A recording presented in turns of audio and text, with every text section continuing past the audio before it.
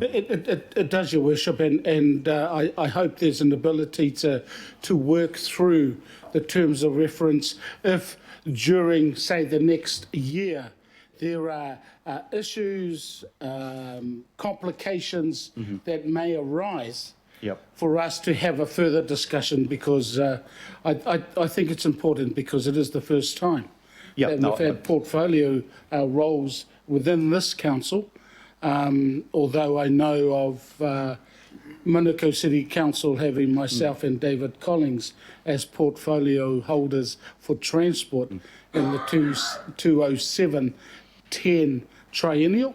But I'm glad that you've said there is still the ability through this process to talk about it if anything comes up that we haven't foreseen. Yep, no, that's absolutely the case, and thank you for raising that point. Portfolios are new on this council, but they're not new across other councils. But we'll undoubtedly find things that we need to sort out as we work through that process. But I think with goodwill between the portfolio holder, the chair of the relevant committee, and you'll be the chair in the case of many of those portfolios, and myself, we can get the benefits without getting unnecessary complications out of it. Because there will be a question, who speaks for council? Well, anyone speaking for council has to speak on behalf of what the council policy is, but there is plenty of scope, I think, to give people that additional responsibility to do some of the mahi that's involved in these areas, and to work closely with you, other committee chairs and myself to progress those areas. And I thank those that have indicated a passion for and an interest in those portfolio areas. Councillor Darby. Thanks, Mayor. Can we just go to the red? I'm wondering what's going on there. I remember back 3 years ago when we were naming the committees, we understood what the terms of reference were and their main focuses were, but we didn't try to reflect that in a name. Now, I'm thinking no one is going to say the Parks, Arts, Community, Events Committee. They're going to say the PACE Committee. Yep. And then it's going to become meaningless. And you've got to think about the community and how the community reads maybe media or reads reports about the work of a committee. I know what's going to happen. It's going to go down to an acronym, and it's going to be really meaningless. I think I would prefer to hold it with the community committee and keep telling the story of what the remit of that committee is, rather than try and explain it in a name that is going to become an acronym and pretty meaningless. So maybe somebody has been thinking why we should go to Parks, Arts, Community and Events, and I'm happy to hear that, but at the moment I would prefer we stay with Community Committee. Thank you. That change came at the request of the chair of the committee, Councillor Filipaina, and it was just to reflect, I mean, the problem with community also can mean anything. I agree it will become an acronym because we're very good at acronyms, but in that acronym are 4 of the key component parts of that portfolio.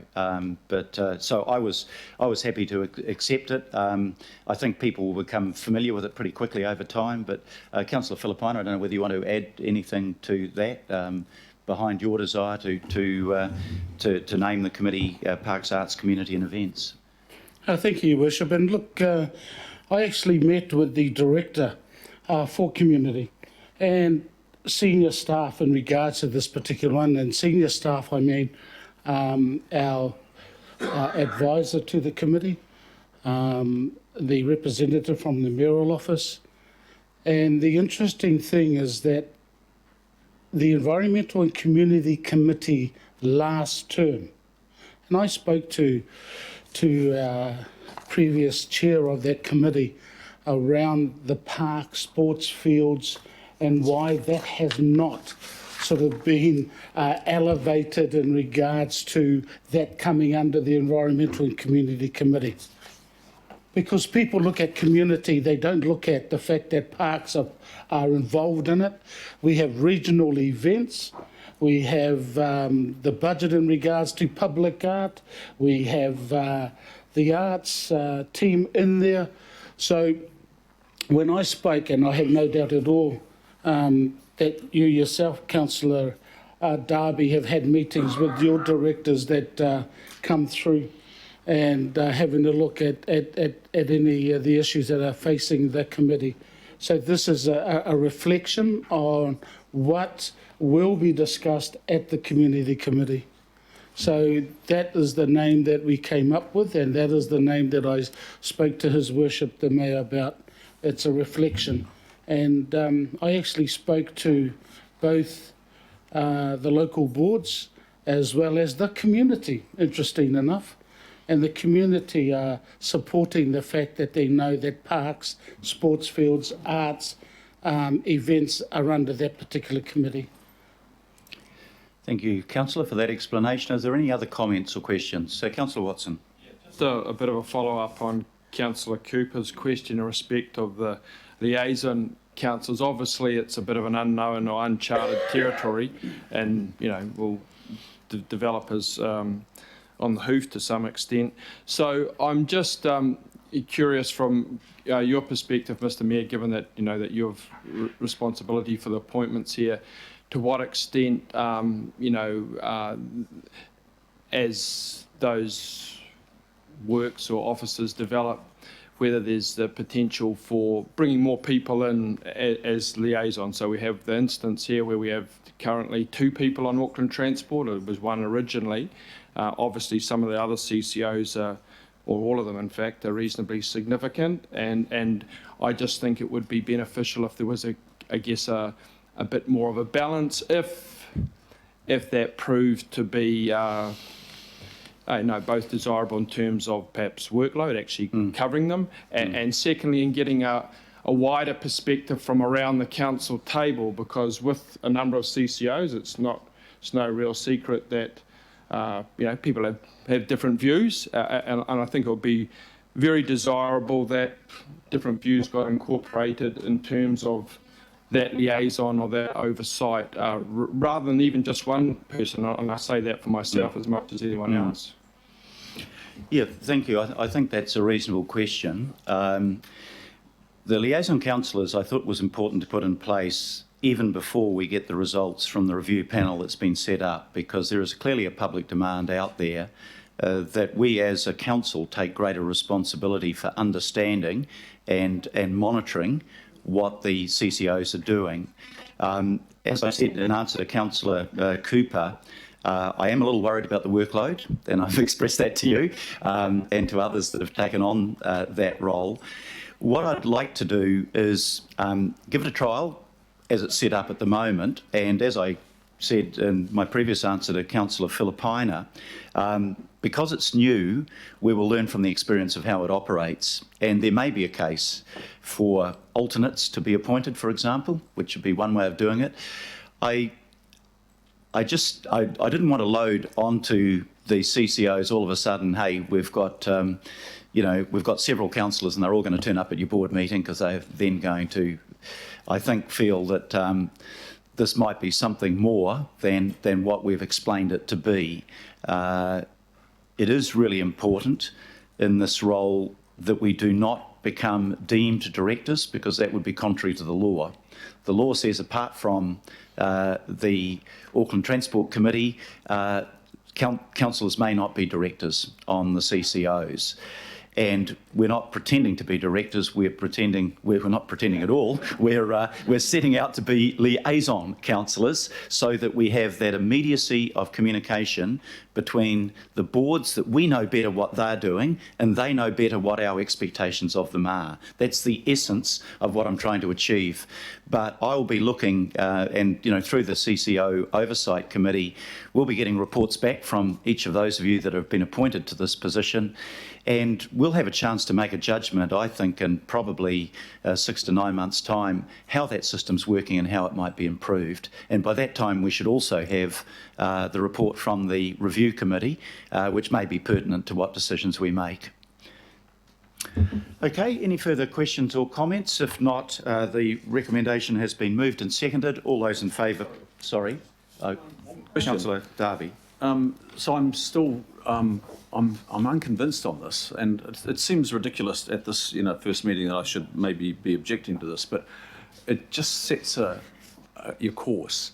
And so I've looked at the terms of reference, and there's a glaring omission in that name now, and this is an area that we've well, it's actually economic development. That's the area that's under the terms of reference. So you're expanding it, and while economic development could be assumed under community committee, it's not identified there. Reserves are not identified there. Culture is not identified there, because you're starting to cherry pick parts of the terms of reference, and that is my concern.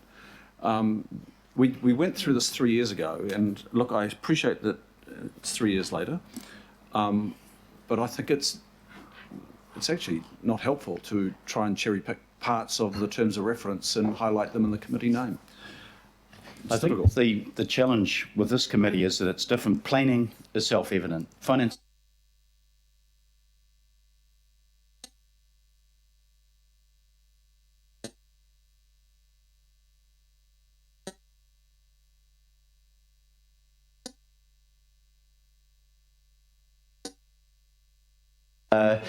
It's back again. You could go to the ridiculous extent of putting everything in. We could have sports there, we could have culture, which is usually arts and culture, etc. But I acknowledge the desire of the chair of the committee, who had talked to council officers, to say, let's give them a bit of an idea of what it's about. Anybody that really wants to know what it's about will be able to see what it's about from the agenda. I don't think it's a huge issue. I understand your concern, but at this point, my inclination is to follow the recommendation of the chair of the committee, and that's why it's being put as an amendment. That is a request coming from the chair, who has been given the responsibility of leading those items, and I give weight to his opinion. Okay, all those in favour, please. Sorry, Councillor Casey. Deputy Chair of the committee would like to support the Chair in the naming of the committee, because I think pace will be used, and that's that the committee will act with pace on all the areas within our responsibility. Thank you. Thank you, Councillor Casey. You've just opened it up again. Yeah, sorry, Councillor I'm Cooper. going to chip in because I do. Look, I understand the passion of both of the chair and the deputy chair, because this is them to it. This is their passion, but I know safety is as well, and that's not in there. For me, as the regulatory committee, I could list about 7 different functions, and people say to me, "What does the regulatory committee do?" Because it's not in the word, and I'm not proposing that the regulatory committee has building consents, compliance enforcement, policy, resource consents, bylaws, certification, and everything else, because I think that when we talk about pace, which is what will happen, people will go, what is that? And that is my concern. And no reporters are going to write the whole thing down, so it'll end up being called that too. So I just wanted to support Councillor Darby, because I do think that we really struggle with being too wordy at council. Just look at the titles of most of our staff. You can hardly get your head around them, and it's not people friendly. So I'm just wanted to support Councillor Darby on that. I'm all for the succinctness of our titles and making sure that people in the community understand what we're talking about. I understand that side of the argument as well. It's a case of preference, and in my case of listening to the chair and the deputy chair of the committee, and that's what I want to give in my decision, what I want to give precedence to. But I can put that as a separate item if you want to have a vote on it. I've taken on board your concerns, but sorry. We won't ask for a repeat of the interjection. It might have been humorous.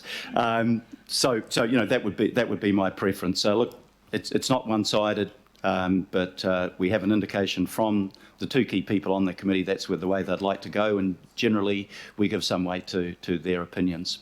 So I think I'll put unless there's a request to have it taken separately, I'll put the resolution as a whole.